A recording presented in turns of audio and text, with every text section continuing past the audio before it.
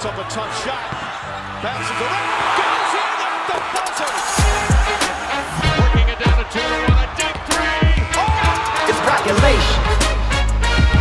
That's how you win a game. It's population. We hustle every day to find picks. You can tell us if you want to get rich. It's population. We robbing Underdog and PrizePicks. We the best in this biz. You ain't telling us shit. It's population. We love making money quick, fast. Cooking up a team card. The whole crew about to smash. It's population. We do it for the fam, so everybody let's cash. The dopest team you ever seen. Winning money, stacking G's. Bookies setting traps, but they'll never catch me. Some people get addicted like rats to the cheese, but I got one obligation to bring Johnny to his knees. Holding back the props till the morning he knows. They'll be fishing in the shack, plotting nukes with the bros. Only withdraw, never reload. Renovated them out, amigos. We go with honest, we seeking the bloods. We know when the fucking cheat code. Party that I'm sweating, they can't be good for my health. Some may call it making bets, I call it investing in myself. I'm picking props like stocks, population for the win. Got my sips in by the buzzer now, let the games begin. Unbelievable. Just perfect. He did it. It's population. It's population. It's population. We do it for the fam, so everybody let's cash.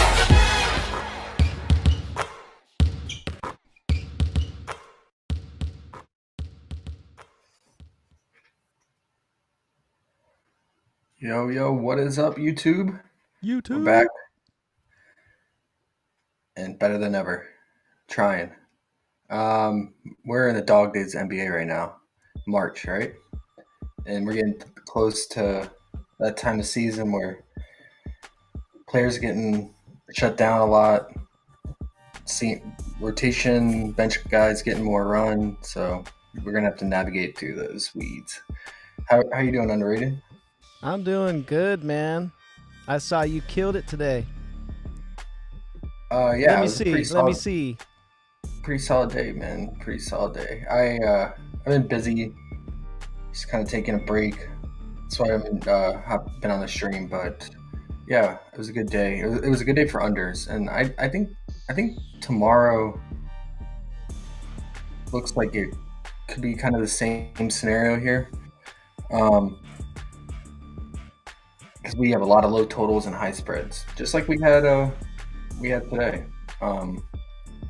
And we have some teams that, like I said, they're nearing the end and gearing up for next season. So we'll try to dive into that. Not as long breakdown tonight, because we're kind of getting a late start here, but we'll do our best. I finished watching. Have you checked out LeBron and Reddick's new podcast? Nope. I sure haven't. Mind the Game, it's called. I recommend it if you're into basketball. It's pretty cool. They're pretty candid and open about basketball in general, and at least in the first episode, and plays and stuff like that. So it's cool, man. Nice. It's cool. I'm gonna check it out. Yeah, it's on YouTube and they have and podcast sources. So, okay. Indy and Detroit. In Detroit, Cade is back. I think Azra is still out, but you can correct me if I'm wrong. And other than that, I think both teams are full go in terms of their current rosters they've been running. Now, interestingly, with both these teams, if I told you in this month of March, which we're nearing the end of March somewhat, over halfway. If I told you that the Pacers and Pistons had a top 10 defense in the month of March, you think I'm crazy, right? Well, Detroit is 6th in defensive rating, and the Pacers are 8th. Now, a function is could be some of the teams they played, but they played some decent teams in March I looked at. So they're playing better defense, especially the Pacers.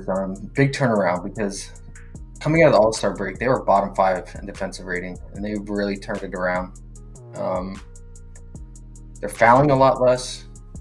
They've improved their isolation defense, especially on the pick and roll, on the ball handler coming off the pick and roll isolation. they've really improved that. I looked into that data to see why their defensive ratings gotten better because they were really struggling on isolation plays.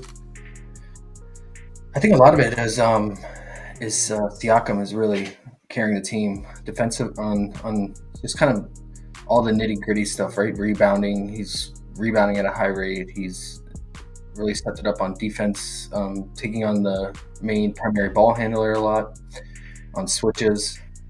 So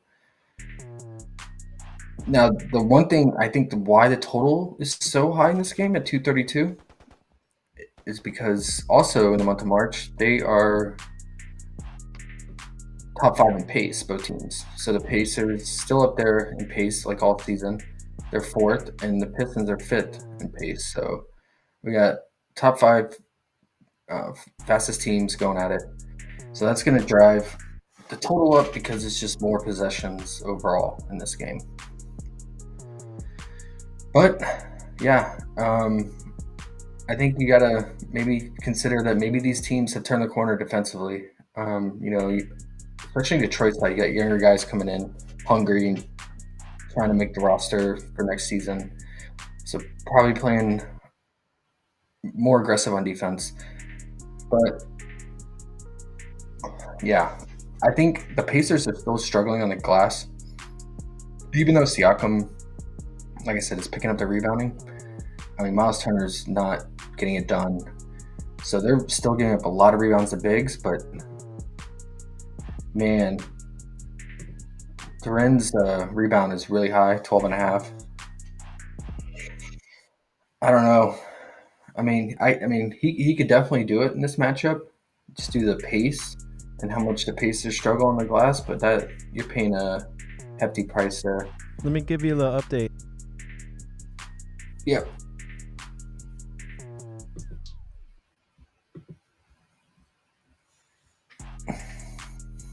Go ahead.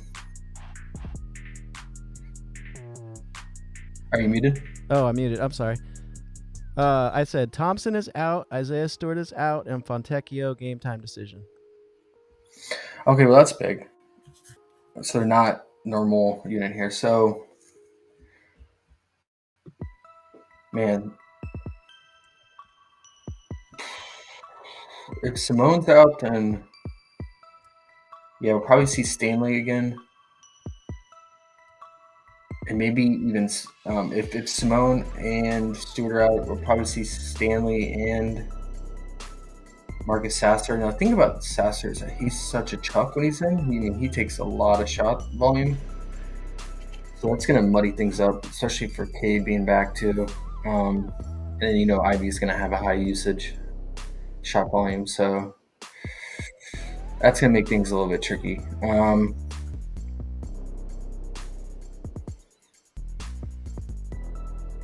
Yeah, that having Stewart and Simone possibly out, I think that's going to hurt Cade's assist potential here. And if we just look at the advanced data here, when we look at the team opponent here, Pacers still on this last 10 games over the last month to March, they're all season really. I mean, they're top 3 in allowing least assists because they're so focused on stopping catch and shoot on the perimeter. So makes me a little less inclined to go with anything Cade assist or RA here. Because they have his assist at what, 7.5? Yeah.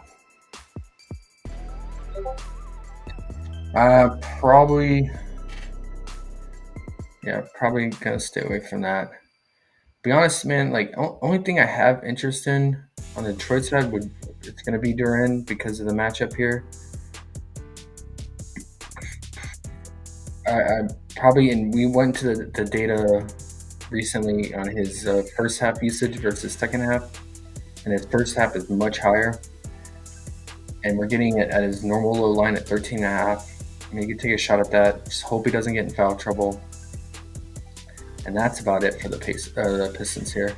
So last time when we were all about him and he went crazy, was that the last game or was there a game in between there that we? that we missed. Did he go? Has he just been on fire? Yeah, he struggled last game, but I mean, Okay. rightfully so. It was a tough matchup against Porzingis, right, and the Celtics. So, and he didn't have Cade. I think not having Cade really hurts him too, because Cade really, spreads out the floor and sets up the offense. And I think we looked at that data. A lot of Cade's assists go to Duren, so I think not having him there and having Ivy running point just really messed him up. Because Ivy, he's not a true point guard, right? He's like a combo guard, right? More of a scoring guard. Makes and sense. You can see, I mean, he had led the team 32% usage, led the team in scoring. Mm-hmm. He was just chucking, man, especially in that first quarter. Okay. So Duren with against Indiana at 13.5. It's pretty nice, right? Because it was 14 last time. Yeah, and especially if guys like Simone are out, it'll increase his usage even more, and it'll increase his rebounding too, because Simone was getting a lot of rebounds as well, especially in the mid-range. So, I mean, I could see him getting a decent amount of rebounds here, and potentially offensive rebound putbacks. Let's see how India's been on offensive rebounds. So they're like near the top 10 most allowed. Okay. And I'm just looking over the last 10 games here.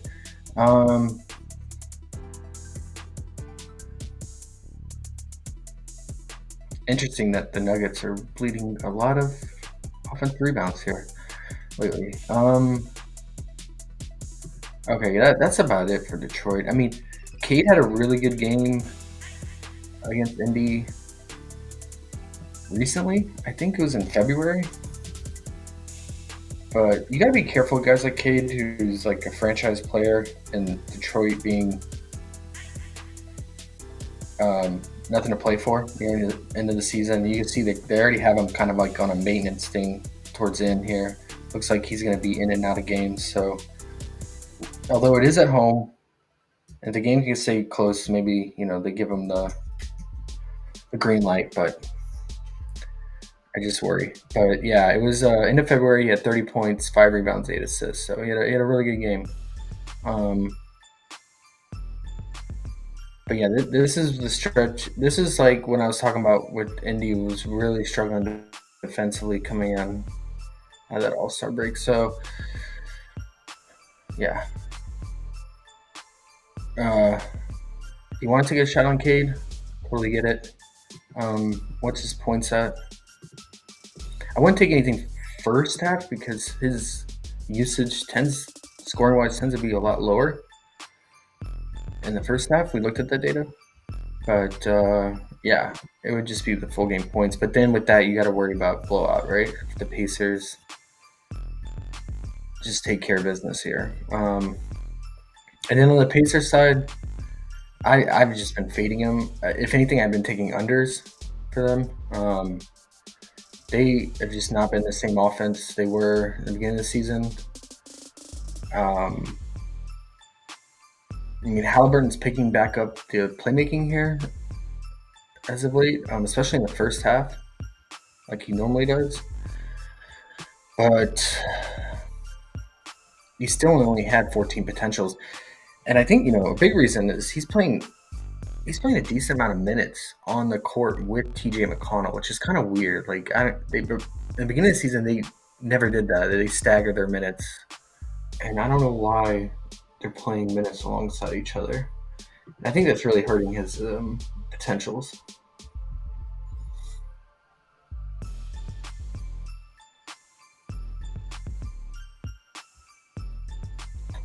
Let's see. He's played minutes in the decent amount in the third quarter overlap with him. And some in the first quarter. I don't know. And then obviously Nembhard playing alongside him too, because Nembhard doesn't really look to shoot. And he passes a lot, and then Siakam will look to function as a secondary passer and give secondary assists. So, and then Ben Shepherd, rookie coming off the bench. I don't know. I don't like how his potentials are still not what they used to be, right? We're used to Halliburton being 18 plus, 18 to 24. So while he converted on 12 of them, that's not going to happen every game, right? Like players aren't going to shoot that efficiently every game. That's a crazy conversion rate, 12 of 14. So what do they have his line at? Is it 10.5 again? It's 10.5 with heavy juice on the over.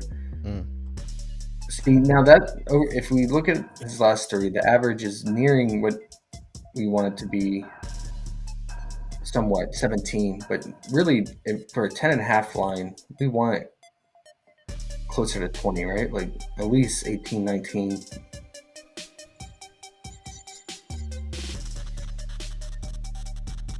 And he's just not the same player. I don't know if it's that hamstring or he's just playing really poorly.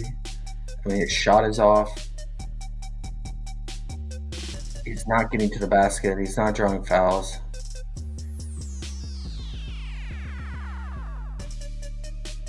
I mean, if Azar was playing, I would consider the under because Azar was a really solid on-ball defender and the primary ball handler, but he's out.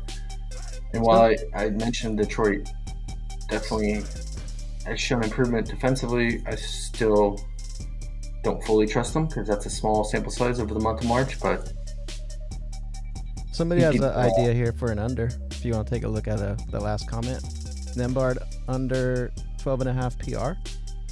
What do you think about that? We like Neesmith unders, but first half. Yeah, I mean Nembhard's not rebounding at all, right? Like he averages like 2 rebounds at most. Mm-hmm. Yeah. All right, Detroit. Although when they're fully healthy, they're a really good rebounding team. When they have like Azra, Simone, they're normal unit, but with both those guys potentially out, he could definitely get lucky with the rebounding. But yeah, he just does not rebound. I don't mind it. I always like Nembhard or Neesmith unders. I mean, the guys who dominate the usage, right, are Miles Turner and Siakam. So, but Neesmith has been shooting a lot more lately, which has been making his unders a little more scary because he went through that stretch of games where he wasn't shooting. So I was like all over his unders, but he's drawing fouls and he is shooting a lot more. So, but I think Nembhard overall is pretty consistent with the lack of volume. And let's see his minutes lately. So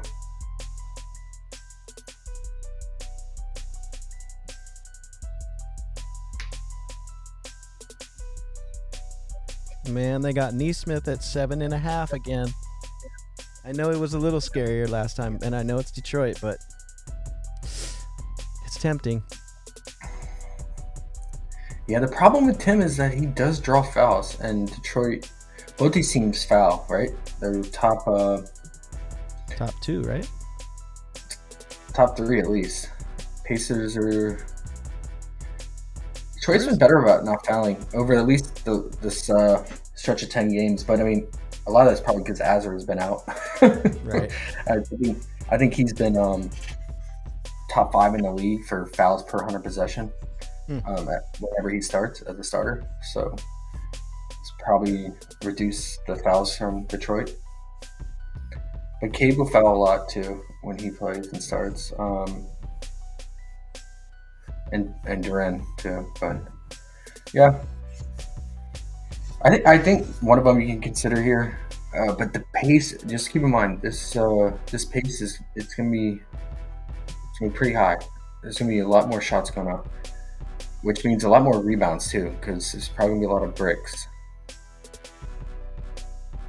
But the rebounds, they're set pretty high as a result. See, man, if we knew Simone was playing, at 4.5, I would definitely be interested. Because like I said, he's really getting it done He's a really good rebound wing. Would no Isaiah Stewart and Thompson make that better too? Feel better about it? With no what? If Simone plays, and we know Thompson and Stewart are out, does that feel better? Well, Stewart's not really a rebounder, but yeah, if Simone's just playing in general, I'd be interested in his rebound. You got another question too. Yeah. What point guard PO Ward?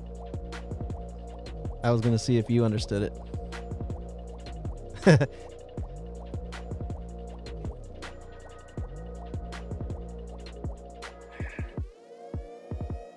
Okay, Jimmy. Answer your second question. Jaylen Brown is questionable, and from the latest report I read, there's a good possibility he might sit out again. But I think he's going to be a true game time decision. So, but yeah, we'll get to that game in a second here. Yeah, Jaylen Brown, Holiday, and Hauser all game time tomorrow. Yeah, so it's hard to say. But I will say that the Bucks are back to playing very bad defense again. They improved when Doc Rivers took over, but then they have fallen back off. And I think that's just Giannis not being fully healthy, right? Giannis dealing with all these injuries. Now he's got like a hamstring issue. He's got the Achilles tendonitis still, and then the knee tendonitis. So with him not fully healthy and him being in and out, I think it impacts the defense even more. And their defense has always been bad as is on the season. So yeah, I mean, one of them should have a big game. I would say if I knew Jalen was fully healthy, I would choose Jalen because he's been so aggressive and so good at home, and scoring wise towards this latter part of the season. I feel like he's just turned on a second gear this last part of the season. I took Brooks for RO keys today. Never again.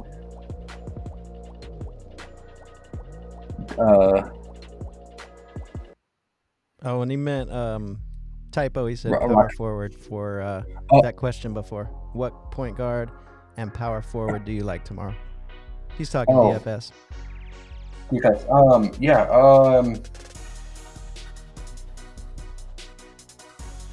I mean, point guard. I'm gonna have to stick to my rule. Point guard versus the Suns, and it sounds like Tobias Harris. I'm just gonna get to this last, but we can just jump right to it. I think it sounds like Tobias Harris is gonna sit out again. There's no reason to play him. Being a vet and the Sixers shutting it down. But point guards versus the Suns, man, it's just been tried and true all season. I'm gonna have to say Maxey, man. His usage has just been insane lately. Him and Brunson, I mean, they have like the craziest usage as point guards, running just straight ISO, with some of the highest shot volume as point guards. So I think he's in the best spot. Now, the only problem is that it's on the road, it's in Phoenix, and the game could turn sideways, right? And Philly has, they're trying to stay afloat, and it sounds like Embiid's getting close to coming back. He was seen on court practice, but yeah. I mean, Vegas is only giving the Suns an 8.5 point spread, but man, what a great spot for Maxey here. Phoenix all season giving up most fantasy points to point guards. And if Tobias is out, even more of a boost for him. Even though Tobias hasn't been doing much when he's out there, right? It sounds like that ankle sprain's been giving him problems lately. So, and then the other question was power forward. Power forward? Yeah. Oh man, if there's no salary limit, I don't know the eligibility, what site you're on, DK or FanDuel or anything like that, but if Chet is power forward center eligible, I would say Chet. If not, then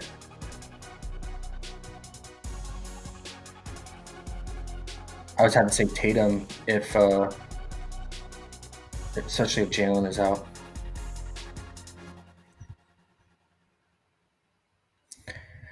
But yeah, maybe we'll find something else as we keep going. So let's go to the Heat Cavs. This is one of the small spreads. I think it's the lowest, 2.5 points, but I think it's also the lowest total, 202, which kind of makes sense, right?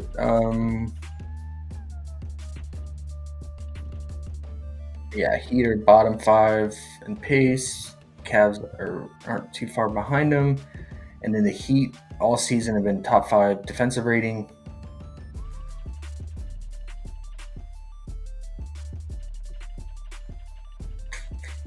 And the Cavs have been middle of the road, especially with this new unit they've been running.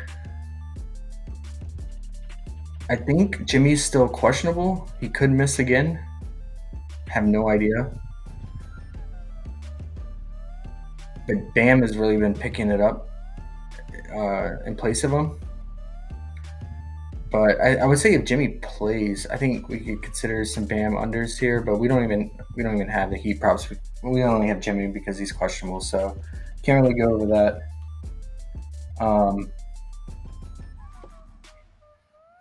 Let's talk about the Cavs side though. We know Donovan Mitchell's out. We know Max Strus remains out. We know Mobley remains out. So that leaves us with the same unit we've seen, the last 2 games? And Levert's just been killing the RA. Now, it's not the best RA spot because of everything I just mentioned, the pace and the Heat defense. But, if Jimmy's out, it's a downgrade to the Heat defense. But his RA is up there, right? Because it usually ranges between 9.5 to 10.5, and now we're paying a tax at 11.5. So, I mean, you could maybe consider the RA or just straight up assists, because the Heat still bleed threes, right? So if the Cavs guys are hitting their threes, Levert could convert there. But I will say, looking at the data over the last 2 games with Donovan out recently, it's really just him and Garland splitting the potentials right down the middle. I think they're both like 12 and 12 potential. So I think just Levert has had the hot hand, and I think that's because he finds Jared Allen more so and more high conversion shots, high percentage. So that kind of scares me a little bit. You got 2 starters competing for assists here. But I mean, over the last 2, at least, Levert has led. But if you look at the last game in general, they both had 12 each. But Levert converted on 11 of the 12 potentials. I think it's just going to be a matter of who's hitting their shots from them. I imagine we're going to see somewhat of an even split. Maybe one will have a little bit more. But yeah. I think one thing to look out for, and Levert's been good at this all season, is his free throws. Look out for his free throw made prop. I don't know what it's going to be at. I've not been tracking it. They might not even give it to us, but I would look out for it. And the Heat, without Jimmy, they've been fouling quite a bit. So, yeah, I would definitely consider that. And then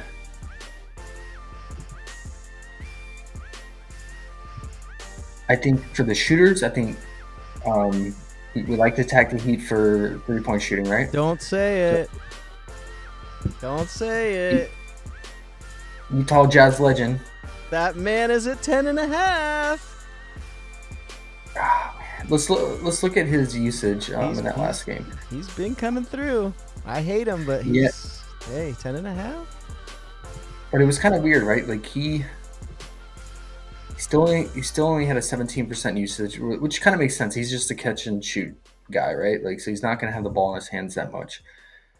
But a majority of his scoring came in the first half. I want to say he had 10 points in the first half. I think he had 8. And then 8? Okay. Yeah. And then he only scored 5 in the second half.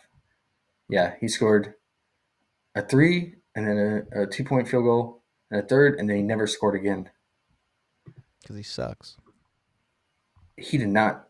Wait. He took one shot in the fourth, and he played almost the entire fourth. I hate him, but 10.5 That's- against the Heat, though. I don't know. That's kind of scary, guys. That's kind of scary. It's scary, but it's 10.5 for a starter against the It's Heat. 10.5, but you got to remember, this is a 202 total. That's super true. paced down game. I mean, basically, he's got to hit his threes, man. That's what it comes down to, right? So, I mean, if anything, you just take a 3-point prop for him, but we're not going to get it on PrizePicks. But if you're betting in the books, I mean, I would just take his 3-point prop instead of his points. But I mean, you can consider Okoro, but his 3-point shooting, like, it's so up and down the volume. Like, it's just a matter if he's open in the wing in the corner or not. He played like absolute dog water last game against Indy. And I think, it's just Indy's perimeter defense is solid, and he just did not attack the basket. He got in early foul trouble. I think he got like 3 fouls early in the second quarter. Went straight to the bench, sat majority of the first half. You can double check that. Yeah, he picked up his third foul right here. And sat majority. But then he ended up playing almost the entire second half. He was a little bit more productive there. And that's where he got majority of his stats from. So, I mean, they're going to put him on the best scoring option for the other team. So you'll probably see a lot of Terry Rozier. He, shouldn't draw that many fouls. I would say you could consider the scoring for either Okoro or Yang, but just remember the total and the pace. But their low lines and key guys are out, so they need scoring from somewhere. And Garland, I don't trust his scoring. He is so streaky. He's either going to come out and hit 4 or 5 threes, or he's going to go 0 of 8 from 3 and get you about 14 points. And his RA is totally hurt by LeVert starting. Go ahead. Harrison says that first half, 5.5, is interesting too. Biting his nails though. You got to hope he hits 2 threes in the first half, right? Which, I mean, he could definitely do it.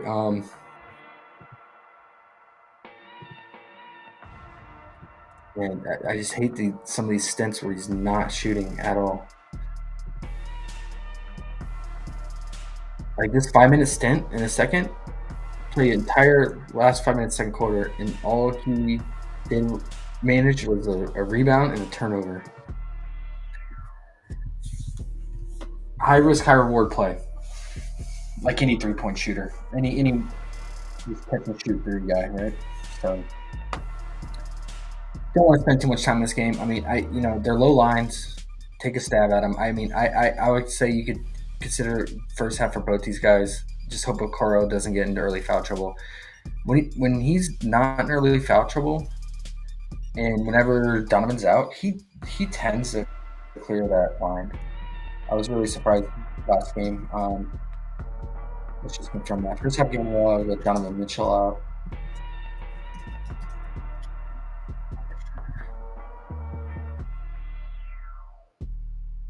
Okay, so this is, he fouled out, or got 3 fouls, went straight to the bench, only played 11 minutes.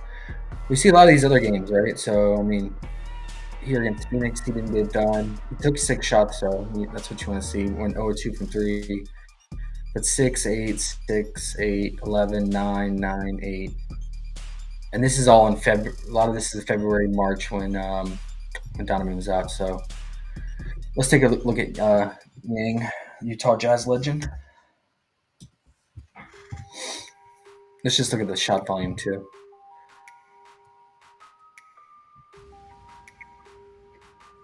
Shot volume is a little bit better as of late compared to Okoro.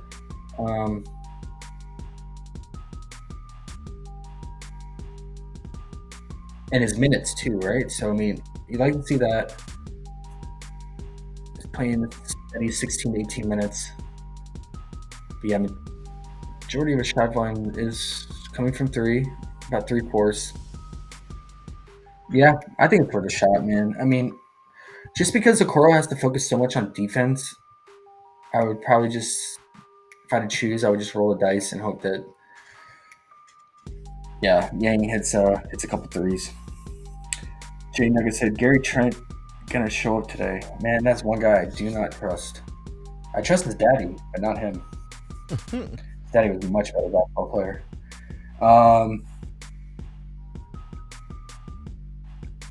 No, he does play in the fourth, but he actually almost played the entire fourth, but he just doesn't do anything. Look at this. He played last 3 minutes, not a single stat line. And then the first about 6 minutes, he had a rebound, assist, block, and one missed shot. I mean, he goes through stretches. I mean, we're looking at it here, right? Where he just does nothing. 5 minutes, 1 rebound, turnover. So he's gonna have to be efficient. But he can be an efficient shooter. I mean, we've seen that, right? Back in his Philly days and Utah days. So it's a good spot for him because teams like to stretch out Miami and not attack him inside. So it makes sense to go to him. But yeah, just know what you're getting yourself into. Okay, next game. Good. Kings Raptors. 10-point spread. What is everyone out for the Raptors? Quickly's out. RJ's out as usual. Pirtle's been out. Am I missing anybody underrated? Let me take a look.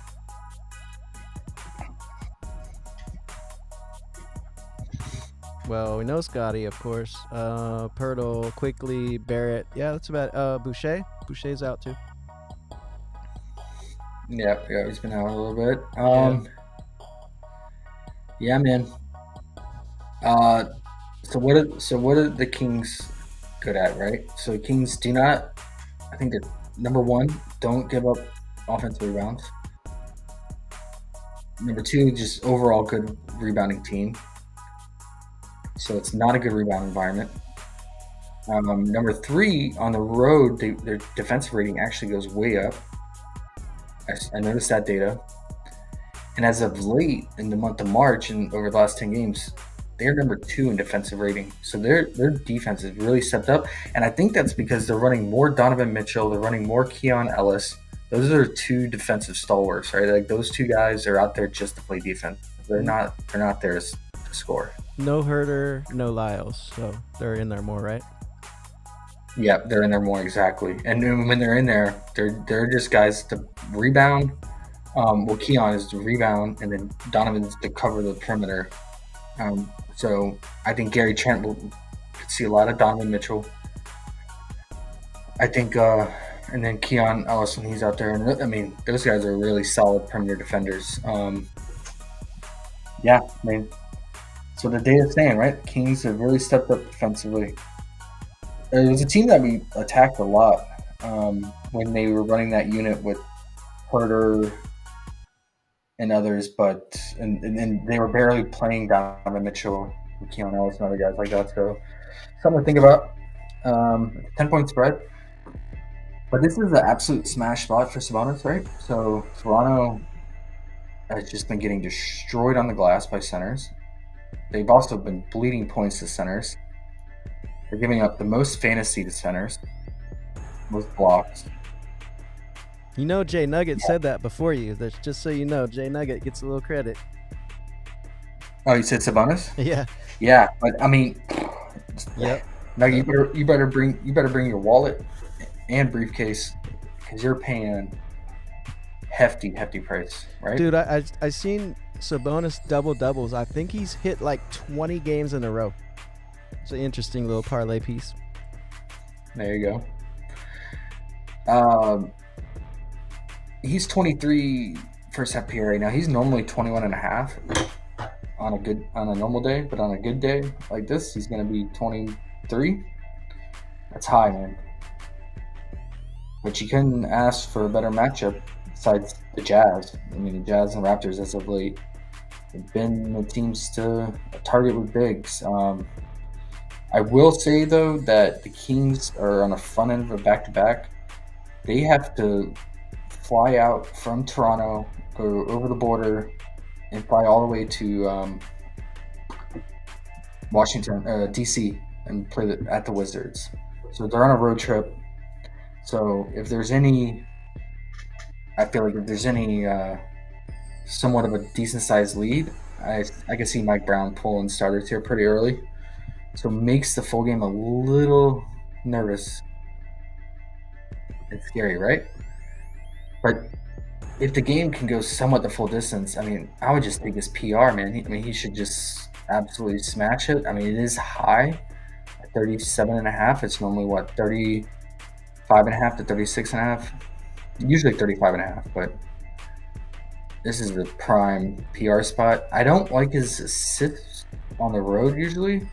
His players tend to shoot a little worse on the road, and his assist rate goes somewhat down on the road. But yeah, great rebound and scoring spot from the data that I showed. Toronto's giving up third most points to centers lately and the most rebounds.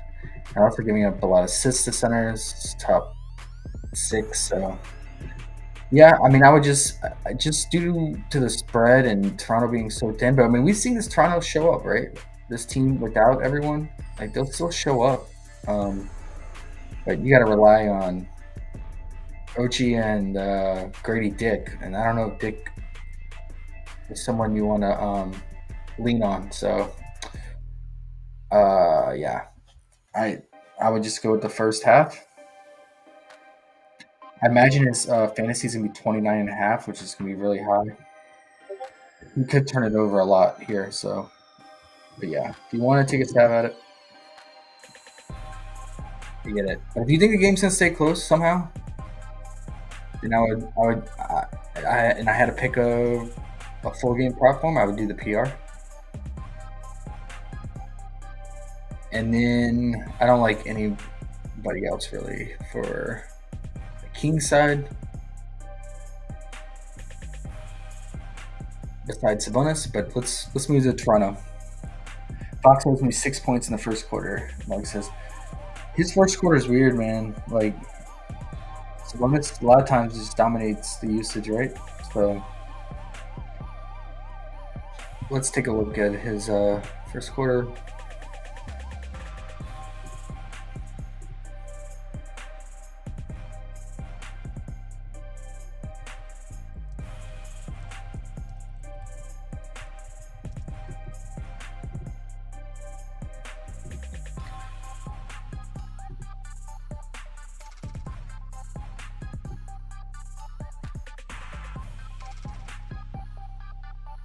He's just not playing as many minutes as you want for a 5.5 point line. Anything above, I think 4.5, you want guys to play 9 minutes plus to close to the full quarter. And yeah, Sabonis, he's pretty much going to play the entire first here. What's his first quarter on that? Is it 6.5?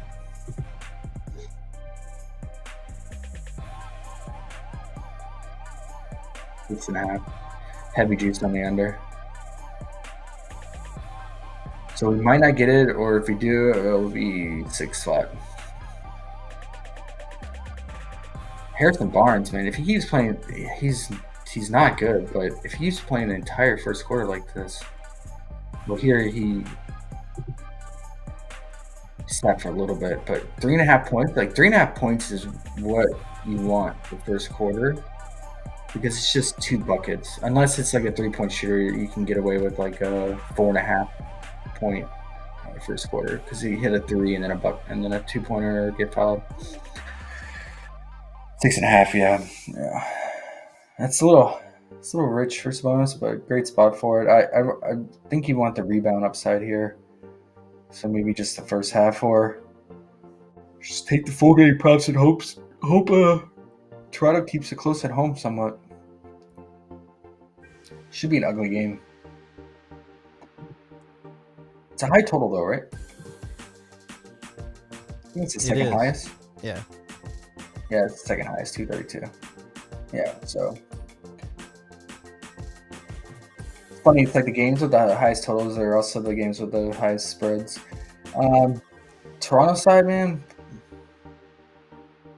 Like I said, I don't trust any of these guys. Can we find an under? I know the total's high, but I mean, it's just too random. the lines are so low, right? Like Ochi's like what is he like 9.5 points? Jeez, He doesn't score, but yeah, can't go under him really. he's so bad, dude. Wow. He's so That so. Neesmith is an all-star compared to him. Well, yeah, but look, I mean, he went against top 3 defense in Orlando twice, back to back, and then I think quickly played in both those games too. So you got to take that with a grain of salt. Yeah, but there's no excuse against Portland. Man, Nugget, this guy is dookie.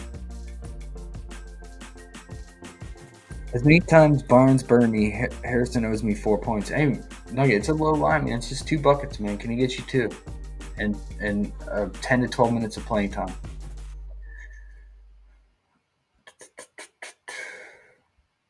And Kelly O is just Kelly O, man. Wow, his PRA is high. Yeah, it's because Quickly's out.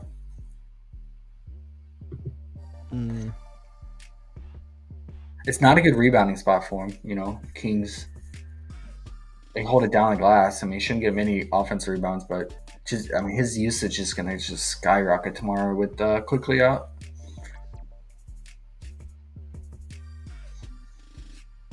And then obviously going back to Nuggets thing about Gary Trent, his usage obviously is going to go way up. You know, Nugget, I mean, if I was going to take anything for him, I would just take his 3-point prop. I mean, if he's scoring more than 20 points, let's see. He had 31 Orlando the first game. He had 7 threes. I mean, if he's scoring over 20 points, I feel like he's going to have 4 threes.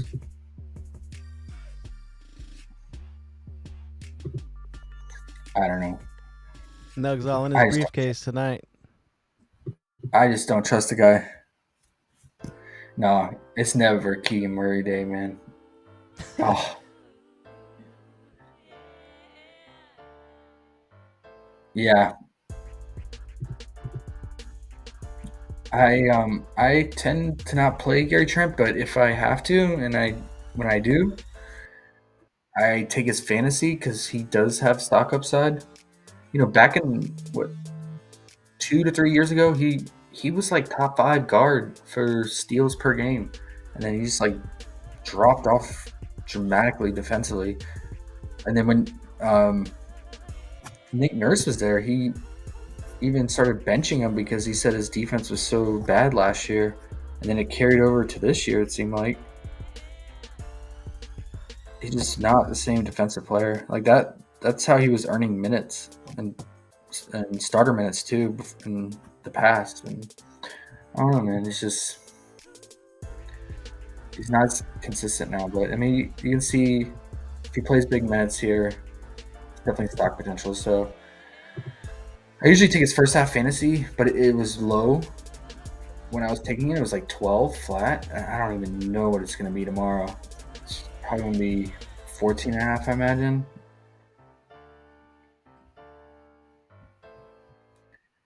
I'm good on Gary. I'm good on all Raptors, man. Yeah, no need. I mean, I would say Grady. I would say you can always go under some dick, but Wow. no, Grady. But we don't even have props for him. I think they're too scared because he's so bad. Yeah. Or is he questionable? Let me look. No, he's not. Yeah, they're just too scared, dude. Let's see what Fliff got him. He's so bad.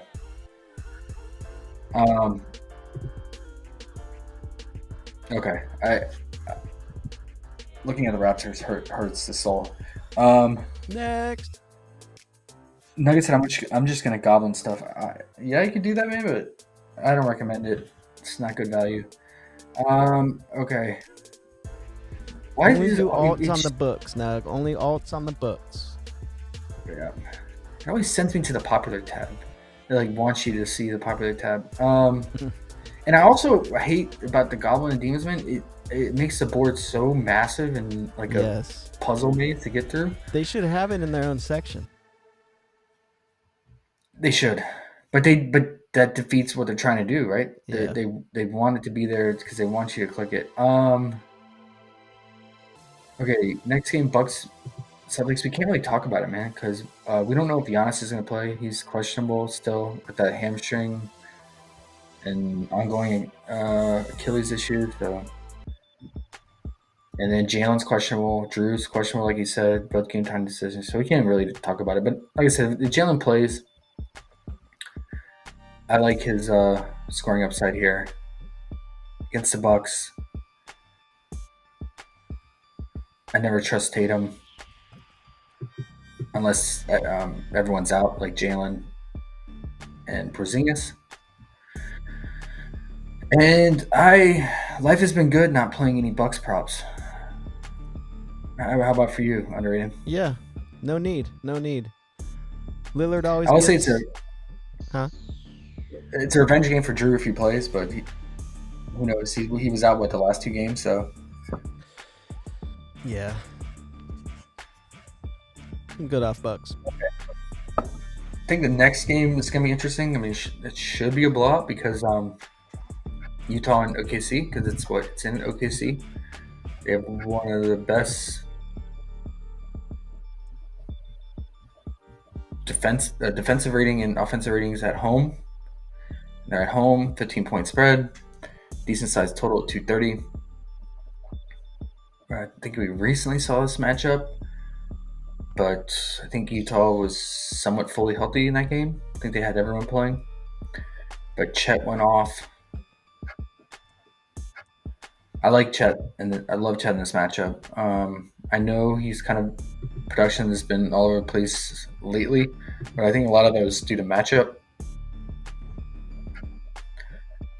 But here, I love his fantasy upside, so look out for his first half fantasy. Hopefully, it's at 19 flat, like it tends to be at. Imagine. I mean, he could even be 18.5 because his PRA is pretty low right now. It's 13.5. It's usually 14 to 14.5. You could take a stab at that, or his points. But I think I want access to the fantasy because how many stocks the Jazz give up to centers, and especially with rookies like Taylor Hendricks attacking the paint, Sexton attacking the paint. All those guys just hand out blocks like it's a block party for free. So I think Chet had like 6 stocks in that recent meeting. I would favor his fantasy, but we don't have it right now. So if you wanted value, consider his first half PRA or points. I put it on the list of fantasy. Huh? Started a list and put Chet first half fantasy on it just to remember. Yeah. And then on the Jazz side, I think Markkanen's out. John Collins is questionable with the broken ego. And Clarkson remains out. No, yeah. Clarkson out, Markkanen out, Collins. And then what about Bryce Sensabaugh, the rookie? He's not on the injury report. Okay, so he's another free block handout to guys like Chet. So he lives with the mid-range game.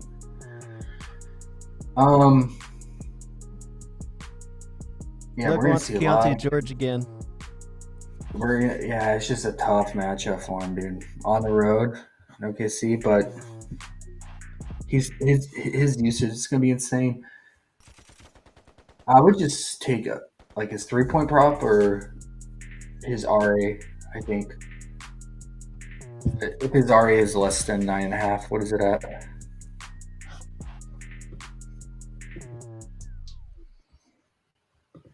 He's a giddy first quarter also. Giddy first quarter. Giddy is super active in the first quarter, right? He's been doing something. His 3-point prop's only 2.5. I know he hasn't made it and recently, but tougher matchups against Minnesota. Atlanta, he just went ice cold, but I mean, he just played OKC, and I think he went 4 of 8 from 3. Oh, he's going to be chucking from 3 with all those guys out. And then Markkanen recently returned, right? So his shot volume went down a little bit. 2.5 threes is tempting, but the RA is also tempting. The only thing is blowout, so you might just not get there due to solely blowout here. But it should be a good rebound spot and a good uptick in assists. He should get his normal five assists here. So I don't mind it. The only concern is blowout here. And then the PA, we liked it last time against Atlanta because it was Atlanta, but again, blowout is the only concern. He got benched in this Minnesota game on the 16th. I was listening to the Jazz podcast, and they were saying it was the most they've seen the Jazz coach mad. Like, he went off and benched him because he was playing so bad. But other than that, his minutes were secured, and they want to develop him. But just something to keep in mind. He's not immune to the doghouse, the coach's doghouse. But that's, man, the 2.5 threes. OKC's been giving up the 3-ball to guards, especially primary ball handlers. Let's see what the odds are right now on this. If it's going to move. Okay, so it's almost pretty much even out from that.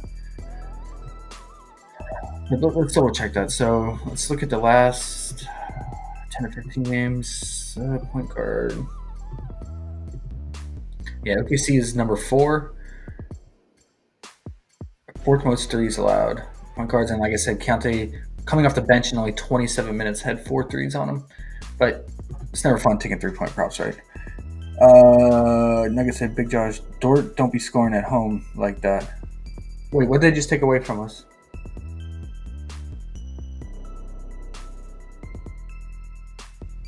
Something just went away, guys.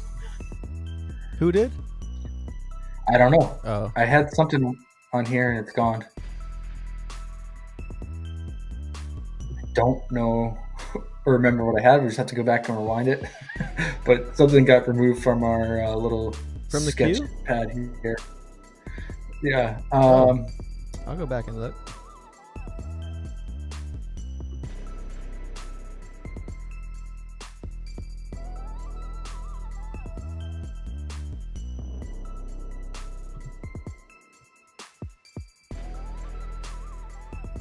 Thought you only had 3.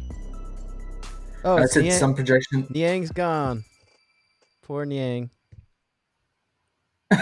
His first half. His full game's probably still there. Nah. Nope. He's getting bumped. Bye, Utah Jazz listen. So no, you want the under on Dort. Is that what you're telling me? Such a soft matchup, bro, but all he does is shoot threes. But man, Utah, they bleed them threes, Nug. But yeah, it's Dort, man.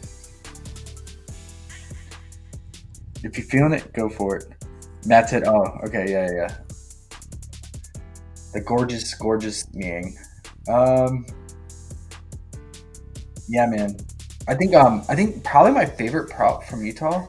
Like, if Collins is out, I mean, that's gonna be a massive boost for rebounding for Bryce Sensabaugh and Taylor Hendricks. So I mean, and then I wonder if Kessler gonna. Are they just like not gonna run him even when they need him? He should get so many rebounds if he gets the minutes here, but it's just not it's not a good matchup against OKC because OKC goes small so much. I didn't even realize he was back. Yeah, he's just been playing consistently off the bench. Yeah, Taylor Hendricks, man, Collins is technically questionable with the broken ego, but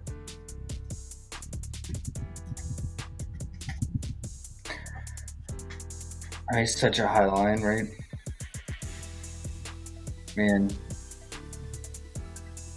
of course, we're not getting his straight up rebounds. Let's just look at the rebound chart real quick and see who's been, besides John Collins, leading in rebound potentials. Okay, that's why we're not getting it. It's minus 140 at 6.5. That 6.5 have been real nice. Fliff time. Yeah. I mean, I think John Collins, I think he probably just said, F it, I'm done for the season after that dunk, right?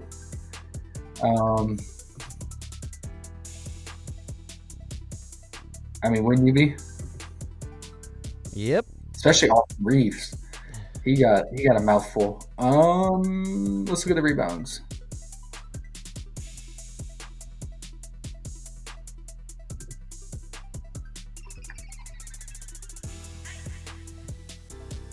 Let's look at the last few games here. With the but that's gonna include Markkanen too. So yeah. Oh well. Okay. Rebound chances. Of course, Markkanen's up there. Yeah, besides his centers, and take out Markkanen, Hendricks is right up there, right? 11.7. So I think he has the best rebound upside here. J Nuggets said, I believe in Giddey's first quarter points. Yeah, I mean, dude, the guy comes out hungry because he knows he's not going to play much the rest of the game. So it's time to shine, first quarter. Definitely don't mind it. Okay, so yeah, I would say Keontae George is like scoring upside or his 3-point. And then, I mean, you can take a stab at his RA, but just gotta hope for not a massive blowout. Let's see what the odds are if it's gonna move. All right, yeah, it's opening up with already juicing over minus 130. So it could, if it pushes more towards minus 140, it could definitely bump up to 9 flat if you wanted to get on it. But I mean, Sexton will eat into playmaking too, right? So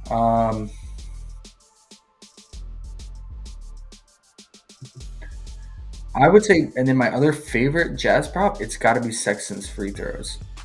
I hope they give it to us. It tends to be 3.5, but sometimes 4 in a favorable spot. But he's so good at getting to the free throw line because he drives aggressively to the basket, and OKC fouls top 5. And I think he had 4 or 5 free throws in that recent meeting with Markkanen and Collins playing and Clarkson playing, and he still had like 4 or 5 free throws made. Yeah, I mean, he's going to obviously have an increased usage here with Clarkson and Markkanen out, and especially if Collins is out too. So definitely look out for his free throw prop. Knowing PrizePicks, we probably won't get it, but check Underdog.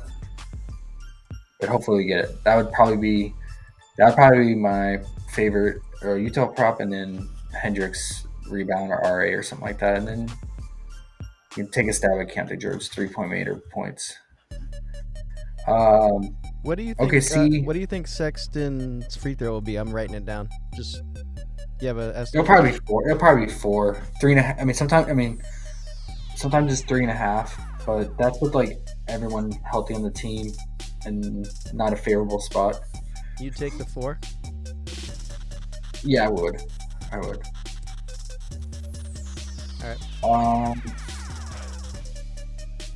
But let me. Let's just double check. I think he had 5, but we can just look.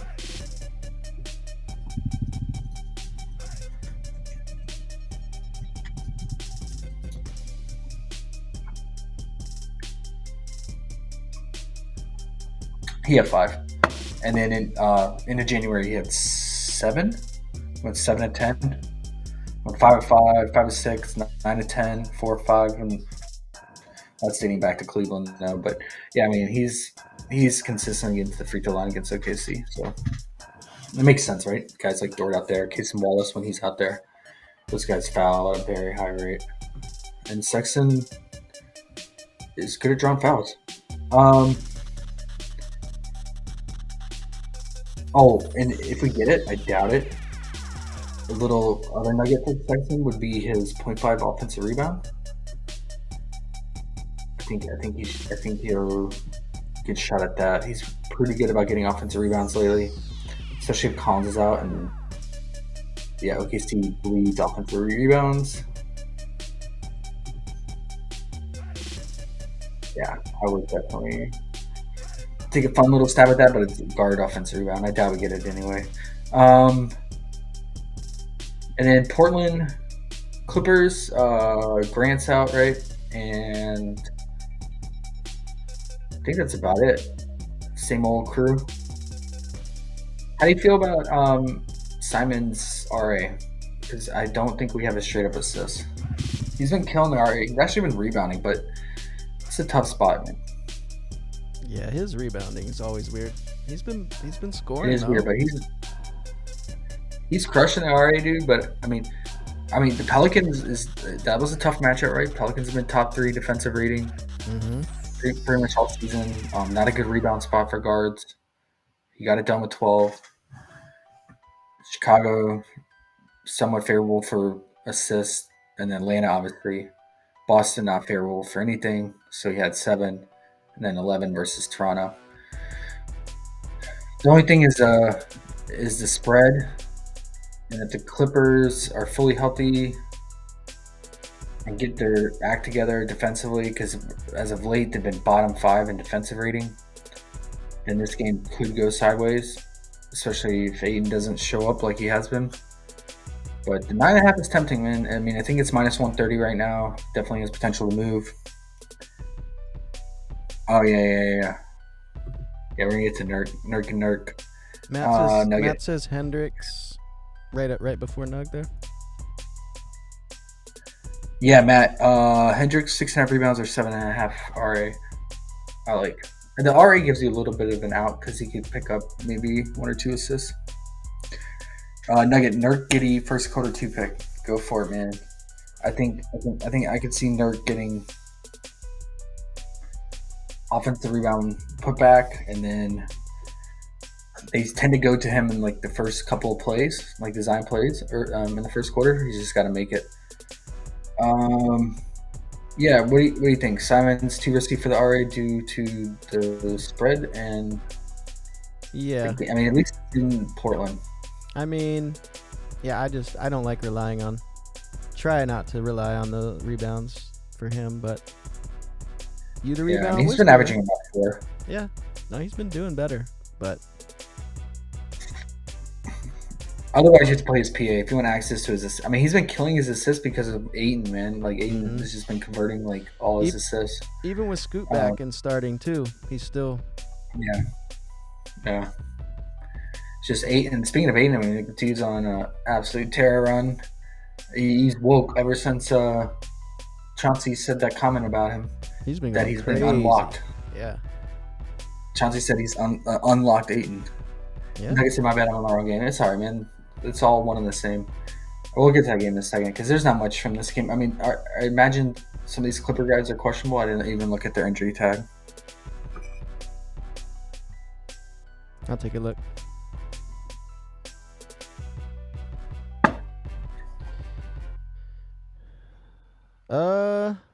Just Norman Powell and Terrence Mann are both questionable, and Westbrook's out, of course, and that's it. Okay. I will say Paul George has found his shot again lately. He's hitting his little mid-range at a much higher clip. He went through a real rough patch coming back from injury. But there's Kawhi Leonard on the team. You got Harden, eat up shot volume. Clippers, I have been staying away from, and I've been enjoying it. Unless like when 1 or 2 of the main guys are out, then I consider them. Like the recent game when Kawhi and Harden were out against was it Atlanta or the Pelicans for Paul George? But yeah. And then Ayton is just juice to the moon, man.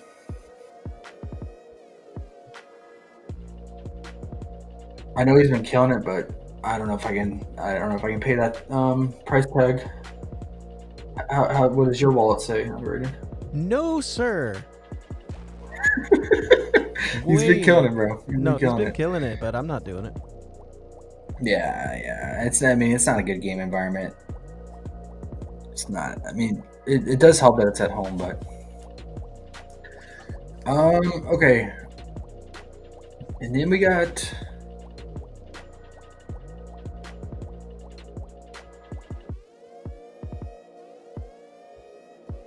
Philly and Phoenix here. Like I started off the stream talking about Maxey. I love him in this spot. I just worry about the game staying close since it is in Phoenix. Phoenix is fully healthy. But if I had to choose, I would take Maxey's fantasy because Phoenix, like I said, they just give up so much fantasy points to point guards. And Maxey will rack up steals, pick up some assists. But as of right now, if I had to choose, I'm probably just going to go with his first half PRA. So he's playing almost the entire first half lately since coming back. I think he's playing 20 plus minutes. We'll confirm that. What do you think his first half fantasy will be? Oh man, probably 22 and a half. That's where you'd take it? Yeah. His usage is just insane though. Okay, yeah, he's playing 20 minutes. But I mean, yeah, he's killing. I mean, even against Miami, tougher matchup. I showed you top 2 defensive rating. He had 18 points, 4 rebounds, 5 assists. He had 27 PRA. Charlotte, he finished at 18, so he hooked. And against Milwaukee, he finished at 20 PRA. New York, they've been top 3 in defensive rating, really good defensively as of late. He had 17 PRA, and then he's pretty much cleared in all these other games that he played in against Dallas. Even Boston, he had 22 PRA. I mean, as long as he plays 20 minutes, I mean, it looks like he ranges between 19 and 20 minutes. I mean, his shot volume is crazy in the first half, right? I mean, it's like Max tops out at like 13 to 14. I mean, he's taking almost on average 5 threes in the first half. So good, amazing 3-point spot against Phoenix. You absolutely just get torched by guards from 3 ball. So just need a shot to fall. I mean, if you want it, I mean, you could take the points, but I like having straight up points. But I like having the RA incorporated in case you just need that extra little nudge to get over. Because there's a good chance he finishes with 14, like here against Charlotte, where he had 14, but he had 2 rebounds and 4 assists to get him at 20 PRA. So I like having that extra out. So I'll probably do that, and then I'll probably consider his full game fantasy. And then I'll probably have both scenarios in case of blowout. Just have the first half, and then full game fantasy, and hope it goes the distance. And then Nurk's first half fantasy, we've been just riding that. It's usually been around 17 and a half. He's been destroying it. Absolutely destroying it. He should have no problem on the glass here against Mo Bamba and Paul Reed. He has been the primary rebounder on this team. He doesn't let anybody else rebound at all. What do you think his fantasy will be? What would you take it at? What point? It's been 17 and a half every game. I imagine it'll be that, but it might bump up to 18 and a half. I mean, look at the rebound chances over the last 3 games, 23. No one's even close to him, dude. He's just destroying the glass. Now, what's interesting about Philly lately is this month of March, they have a top 5 defensive rating. But I think they've played a lot of bad teams, which we looked at Maxey's game log here. They played Charlotte, Miami without Jimmy. I think they played the Bucks, but that was without, I want to say it was without Giannis, but I'm not entirely sure. And then Charlotte again. Yeah, besides Dallas and the Knicks, I mean, there's some mediocre offenses in there, right? So take that with a grain of salt. But They have been limiting that, and then I think overall the amount of team assists they've been allowing, they've been fourth least assists allowed too. So some little interesting, but I think Nurk should get it done. Let's just look at his first half. I mean, he's just been going off, and then like he tends to lose minutes in the second half. Sometimes he won't even play in the fourth quarter. So another reason I only take his first half.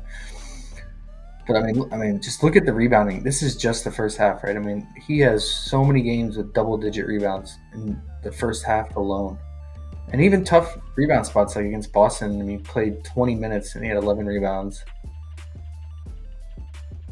I mean, he's crushing his PRA, guys. I mean, I'm trying to find a game where the last game he has not got it done was against the Rockets on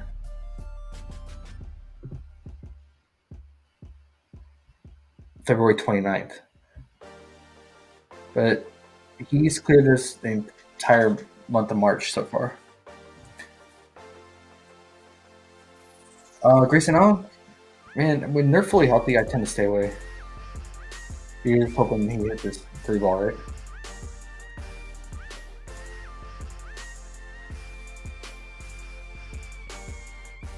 But that's crazy. I mean, did you see his first half stats?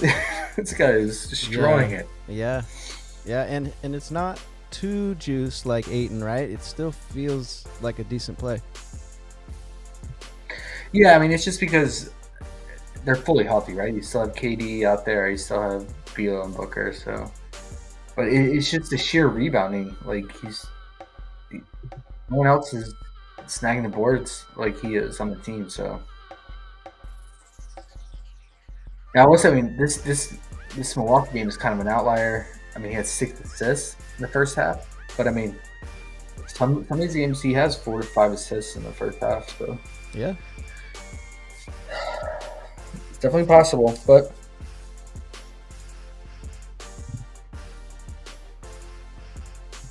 I just like the rebound upside for him, and I don't trust his full game because how he loses minutes in the fourth quarter, especially if it blows out. You gotta go over to Hot Streak. They got first half rebounds for you. Oh, nice. What's it at? Let me look.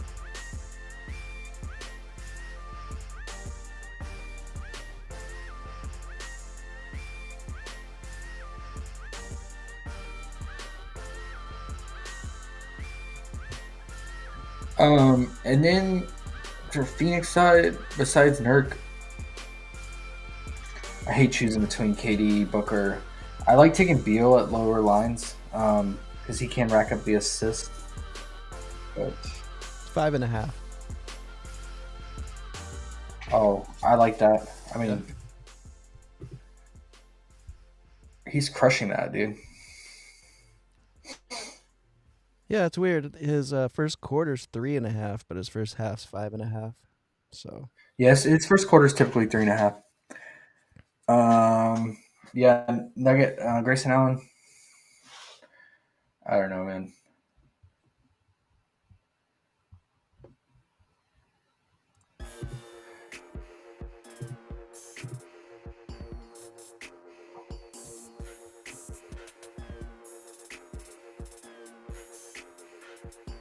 Always been like middle of the road opponent 3-point percentage.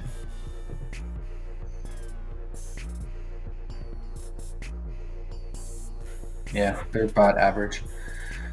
Nothing like crazy to attack. We're exploitable. Phoenix though. Phoenix top 3 all season, man. For opponent 3-point made and opponent 3-point percentage, so should be a good day for Maxey. Good day for Maxey. Yeah, I mean, if you didn't want to take Nurk, I mean, Beal's pretty low at 13.5. I mean, most of the defenders focus so much on D-Book and KD that Beal usually draws the weaker defender out of all of them. But a lot of mouths to feed. But we know Nurk is going to get his rebounds. He's going to get his assists. Can he get us just, a few buckets in the first half? That's all we're asking. Offensive rebound putbacks, like a few of them. One lob. He's racking up the stocks, so that's why I tend to go with the fantasy. I mean, he's averaging almost a little over one stock per first half, except the last 2 games. But those assists add up for fantasy. Like I said, usage issue since everyone's back on Allen's team. Yeah, I think so. I mean, he's still going to get his 3-point shots up, but then you're just solely relying on the 3-ball. But what's the current odds on his points right now?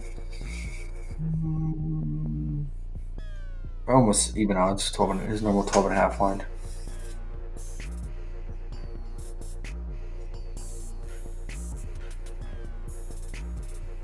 Yeah.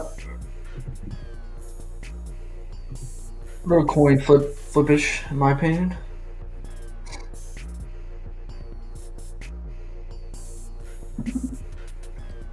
No betting coin flips. See, it's funny because in the books, Nuggets PRA's at 24.5, but we're getting taxed at 13 for first half.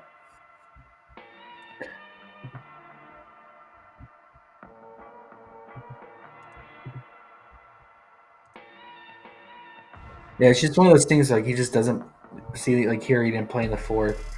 He's one of those centers that just plays all his minutes in the first half. Usually, some games he'll play. How does he have 7 personal fouls? It's not possible. You got a bonus foul. Yeah, see, against Boston, he didn't play in the fourth.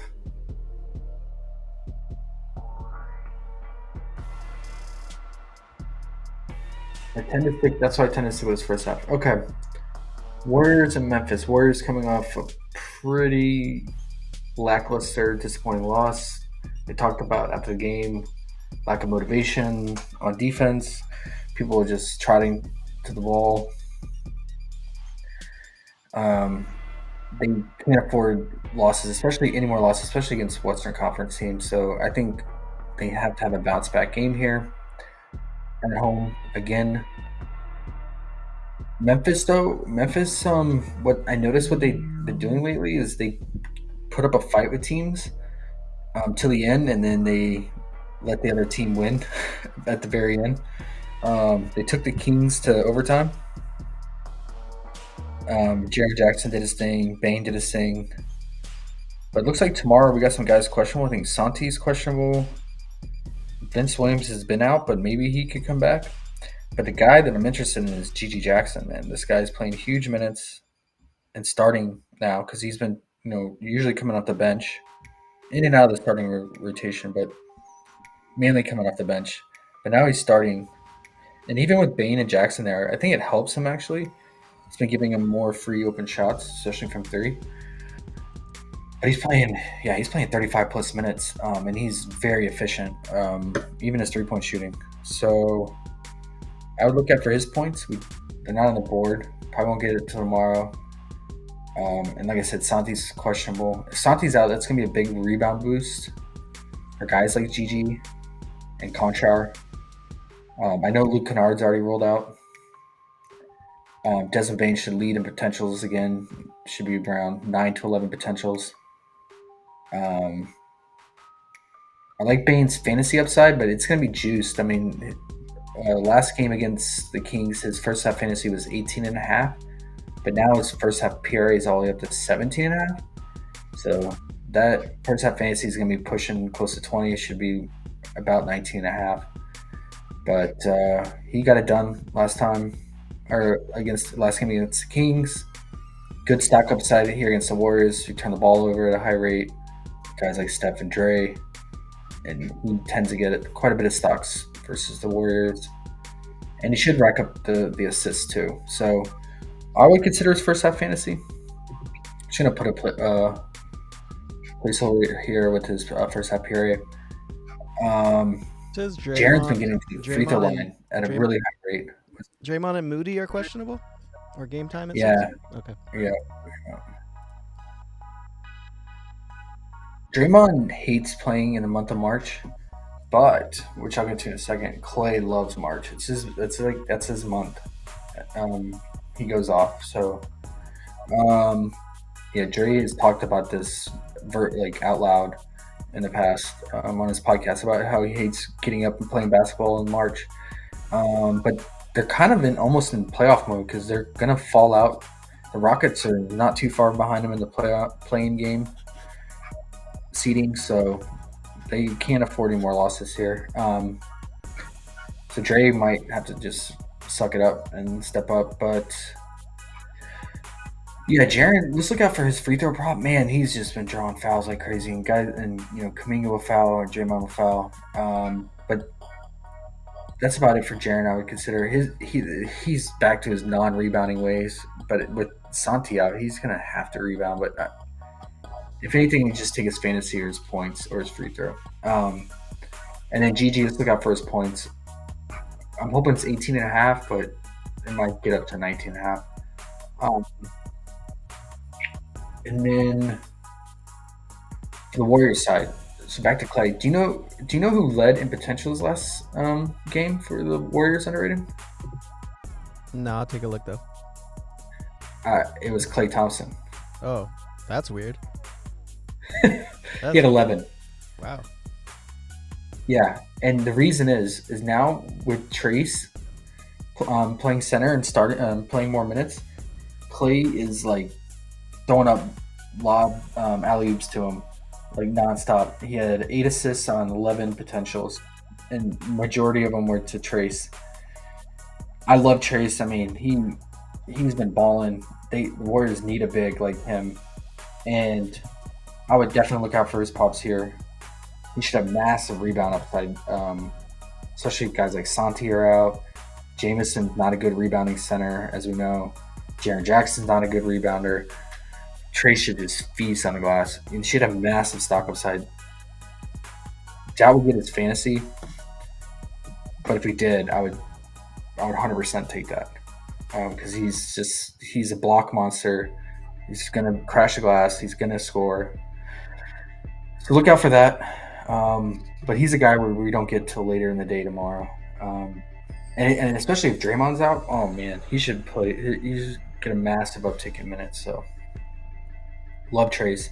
And then with that said, him and Clay are forming this really good duo where Clay comes off a screen, rolls around to the elbow, gets it on the 3-point line, and then he finds Trace cutting to the basket on a lob or a dish down low in the pocket. So, I mean, like I said, Clay loves playing in March. It's like where he really starts to get his groove, and he's been playing a lot better off the bench, scoring-wise. His PA is only 18.5. Now, he's not going to have 8 assists again, obviously, right? But I think he's going to continue this playmaking and this style of offense, and especially if they run Trace more, and especially if Jerry is out. So 18.5, you're only paying 2 tax from his 16.5 points. He's been crushing it, and especially at home. I always like play at home. Good matchup here against Memphis. I think he'll probably have the softest matchup coming off the bench, playing more minutes against the second unit guys. So his points are 16.5, and PA is only 18.5. I think he has 3 to 4 assists upside here in this matchup, especially with if Trace gets more minutes. So I like it.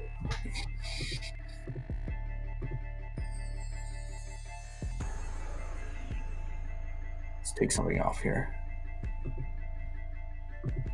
And then other than that, like I said, look out for Trace. TJ, the props. Fantasy is most ideal, but if you can't get it, then PR or PRA. He actually gets a lot of assists, so he's been balling. So I would say PRA or fantasy.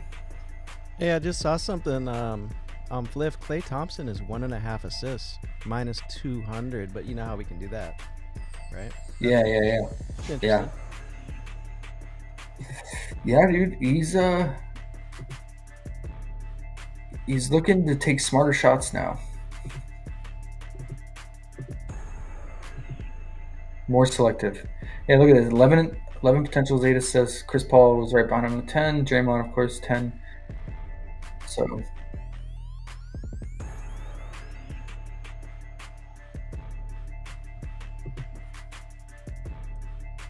And we always like Clay at home, right? But yeah, it's Clay. I mean, he could come out and just be totally flat from 3.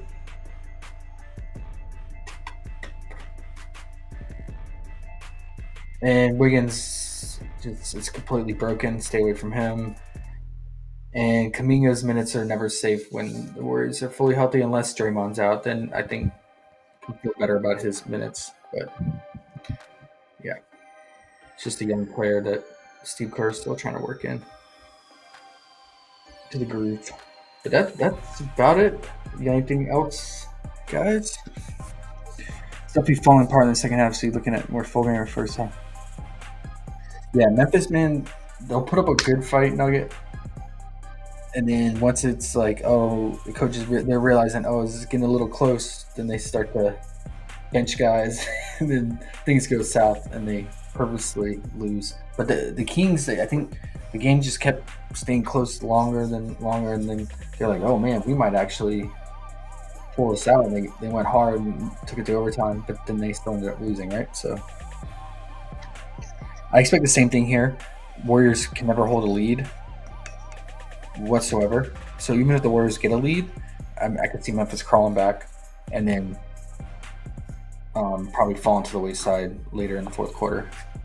So, but you never know. Memphis, there's history between them and the Warriors, so they can afford one win on the tank record, and they always like revenge against the Warriors, so they might say, screw the L, let's get the win. I got a question for you before you leave. What's up? If you were to play anything tonight before they bumped, what would you play that's in your queue right now? Is there something that you would make sure you played before tomorrow? It's hard to say if any of these are going to really bump. I would say Chet probably has a good chance to bump, especially if guys like John Collins are out. But they brought back Utah Jazz legend when they put him at. Oh, he's back. There he Just is. his PRA. Oh, we don't want that. We want his points. Come on. I think Durant has a good chance of bumping. Oh yes, he does. He's going to. Jaylen Brown, if he plays, I think that PRA is pretty low for his first half. How about Nurkic? You think Nurkic will move? It's kind of weird that he's at 13 flat. I guess it's because he's normally 12 and a half. And so they went ahead and put a tax on it at 13. Maybe. I mean, I could see it going up to 13 and a half for sure. No, 14, I don't know. So him and Duran, a 2-pick feels pretty good? Or Chet even? Yeah. I mean, like centers like that with pretty low lines in the first half that we know are going to have a pretty good usage. I like that. For sure. For sure. I think you can like alternate them probably. Only thing with Duran is foul trouble you got to worry about. I mean, Nurk too, right? Nurk can rack up fouls in a flurry, but fouls gonna be a concern up the top of your head for which for the guys we're talking about right now, Nugget, for Nurk and Duran. For sure. Chet, I don't worry about so much, but I'm round robining those 3 right there before I go to sleep. Those are nice. Yeah, they have good potential here. Yeah, it's just you got to worry about the fouls for Duran. But let's see how he did in the first half against the Pacers recently.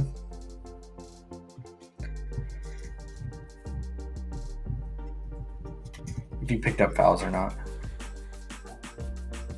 He did. Oh, okay, great. He had 3 fouls in the first half in the recent game at the end of February.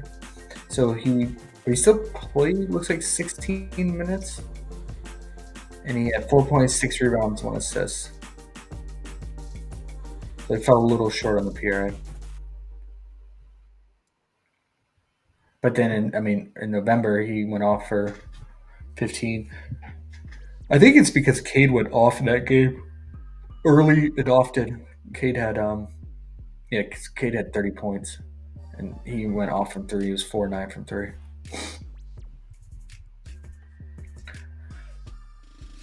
But then during finished the game with a solid game. He still had 15 points, 13 rebounds, and 2 assists. So I mean, you can consider the full game too, if you're worried about the early fouls. Is it 27.5? Oh, he bumped it. Ouch. Grab that first half. You know it's 14.5 tomorrow. Yeah, you're right. It will be because his full game was 27.5 before we got on, and it looks like they went ahead and bumped it to 28.5. Yeah, see, it's 27.5 on DK. It's only minus 120, so I don't know why they bumped it. It must have been getting a lot of traffic. Was it in a popular tab? Yeah, probably. Yeah. Why are there so many demons on the popular tab? Because Sheesh. people are silly. They're making a killing. They're people. You can get 100 times your money. That's all they need to say. Yeah. All right, guys. So yeah, we just need these bigs to keep their hands to themselves, and pretty low hanging fruit there for the first half, and then all the other ones we talked about, right? So I think it's a good first half spot for guys like Bane, guys like Maxey, just in case you're worried about blowouts. But I don't think the Warriors Memphis game is going to blow out. Memphis always puts up a good fight against them due to the history, and Memphis lately has been playing better with Bane back and then GG in the starting lineup. So I think they put up a good fight to the end. So you could even consider full game. Warriors been bleeding assists too, so you consider Bane's not only his full game fantasy but his PA.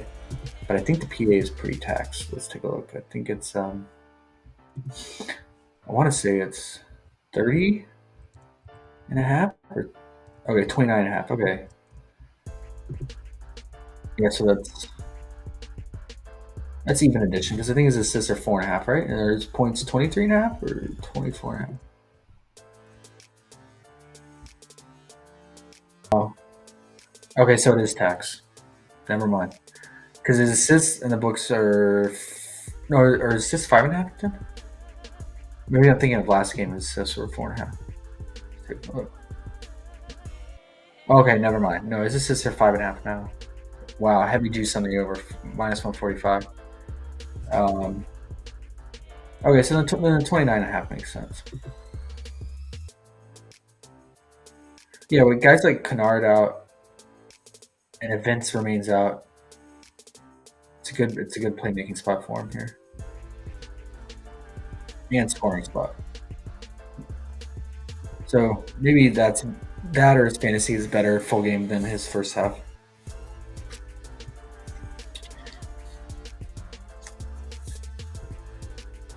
I appreciate it, Nuggets. Good work as always, guys. Thanks. Good to be back on stream.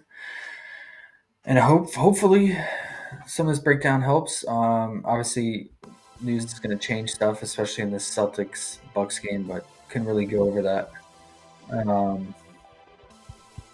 Yeah. Hope you guys parse it tomorrow, and we'll try to be back tomorrow. I don't know how many games there are on Thursday, but maybe you can do a baby stream at 2:30. The what? Maybe you can do a baby stream in the afternoon, or are you busy tomorrow? I'll have to see. Might be pretty busy again. We'll have to see. I'll let you know though. But maybe. If we find something interesting like a dunk prop or something. I mean, I doubt we're gonna get like Duran's dunk prop or. Seems like the next day is the fantasy and the dunks. And the fantasy dunks and free throws. Like yeah, want to see what Sexton's free throws open at. Want to see yeah, but some of these Detroit Indy free third props open at because that game should be a foul fest. You want to see that Maxi fantasy, that Chet fantasy, Yeah, Chet fantasy for sure. Triple J, Trace your homie. Yeah, I mean, I hope we get him. I mean, he might be one where like, because that's a late night hammer. Like, we might not get him till like all the other games are started. Yeah. 'Cause, you know, like those guys that are bench guys normally they will drop them like 15 to 20 minutes before the lock of that particular game. Hey, the bonus of being in the Discord. When you're in the Discord, you get those plays. There you go.